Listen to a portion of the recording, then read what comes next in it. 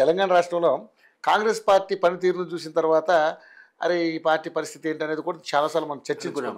ఎందుకు గతంలో ఉన్నటువంటి టీఆర్ఎస్ పార్టీ 10 ఏళ్ళు అధికారంలో ఉంటే వాళ్ళు ఇది చేస్తారని హామీలు చేయలేక వాళ్ళ అహంకారాన్ని తట్టుకోలేక ప్రజలందరూ కూడా బుద్ధి చెప్పి కాంగ్రెస్ పార్టీకి అవకాశం ఇచ్చారు. సో కాంగ్రెస్ పార్టీ పరిస్థితి గురించి కూడా మనం చర్చించుకున్నాం. వాళ్ళు చేసే విధి విధానాల గురించి కూడా మనం మాట్లాడుతున్నాం. కాకపోతే ఇప్పుడు అధికార పార్టీని ఏదైతే ఇరుకుని పెట్టడానికి మంచి జోషలో ఉన్నటువంటి పార్టీ ఏది ఉందంటే 39 సీట్లతోటి బీఆర్ఎస్ పార్టీ ఉంది. కానీ ఆ బీఆర్ఎస్ పార్టీలో 10 మంది ఆల్రెడీ ఎమ్మెల్యేలు కాంగ్రెస్ పార్టీలోకి రావడం, ఆ పార్టీ మీద ఇంకా కాస్త దిగజారుతున్నట్టుగా కూడా చాలా కనపడుతుంది. ముఖ్యంగా చూస్తే కవిత విషయం వచ్చిన తర్వాత కూడా మొత్తం కూడా ఆ పార్టీ అంతా కొలాప్స్ అయినట్టుగా కూడా చాలామంది రాజకీయ విశ్లేషకులు మాట్లాడుతున్నారు. ఏంటి సార్ అసలు కవిత గారు ఈ రకంగా బయటకు వచ్చి ఆమె అసహనాన్ని వెలగక్కడం వెనకాల కారణాలు ఏంటి? ఈరోజు ప్రెస్ మీట్లో కూడా చూసాం, చాలా మాట్లాడారు. ఆవిడ వాళ్ళ అన్నగారిని గడ్డం పట్టుకుని బతిమాలారంట, తన మీద కుట్ర జరుగుతుంది, దాన్ని మీరు ఒకసారి కనిపెట్టండి, దాని మీద యాక్షన్ తీసుకోండి అని చాలా రకాల అంశాలు మాట్లాడారు. ఏంటి సార్ అసలు ఏమనుకుంటున్నారు? మీ మీ మీ విశ్లేషణ ఏంటి అసలు? ఒకటి, కవిత మీరు అన్నట్టుగా సుదీర్ఘకాలంగా ఫ్రస్ట్రేషన్ గురై ఉన్నదా? సుదీర్ఘకాలంగా మనం ఇద్దరు కూడా అనుకున్నాం. అనుకున్నాం మన గతంలో కూడా ఈ చర్చ వచ్చింది మనకు. అప్పుడు కవిత పార్టీ పెట్టని తప్పని పరిస్థితి వచ్చిందని కూడా నేను అన్నా.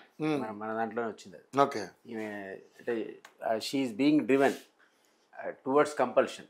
ఆ కంపల్షన్ నుంచి ఆమెకు వేరే మార్గం లేదు, పార్టీ పెట్టడం తప్ప అని కూడా నేను చెప్పాను గతంలో. ఇప్పుడు అదే నిజమని మనకు ప్రూవ్ అయింది.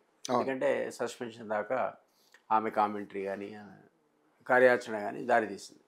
ఎందుకు అంటే మనం చూసాం, ఎప్పుడైతే లిక్కర్ స్కామ్లో ఆమె ఇరుక్కుందో ఆ టైంలో ఏ పద్ధతిలో అయితే స్పందించాలో ఆ పద్ధతిలో బీఆర్ఎస్ శ్రేణులు కానీ, బీఆర్ఎస్ అధినేత కానీ, కేటీఆర్ కానీ, హరీష్ కానీ, సంతోష్ కానీ స్పందించలేదనేది ఆమె చాలా ఓపెన్గా కూడా మాట్లాడింది. ఆమె హ్యాపీ లేదు ఆ విషయంలో.